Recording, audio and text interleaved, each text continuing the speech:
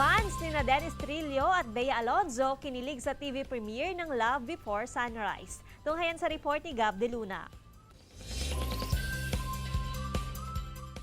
Sa World TC premiere ng Love Before Sunrise, game na game ang mga star na sinagot ang tanong na what if sa kanilang mga buhay. Kasabay ito ng mall tour na nagmistulang Fans Day. Game na game din ang mga dumalo na sagutin ang kanilang mga what if sa buhay.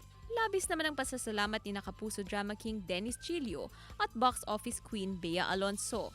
Masaya raw ang dalawa sa kanilang pagbabalik tambalan, lalo na sa isang world-class TV series na Love Before Sunrise. Aabangan gabi-gabi, 8:50 PM sa GMA Telebabad. Lalong nagkakalapit ang loob ng mga karakter ni David Licauco at Barbie Fortesa sa maging sino ka man. Ito'y matapos magkusang loob si Dino na gamutin ang sugat ni Carding matapos ang kanyang mapangahas na rescue mission kay Libag sa kamay ni Boss Frank. Dito na kaya magsisimulang mahulog ang loob ni Dino kay Carding? Sundan ang mga kilig moments sa maging sino ka man, 8 PM pagkatapos ng 24 oras. Gab De Luna para sa Mornings with GMA Regional TV.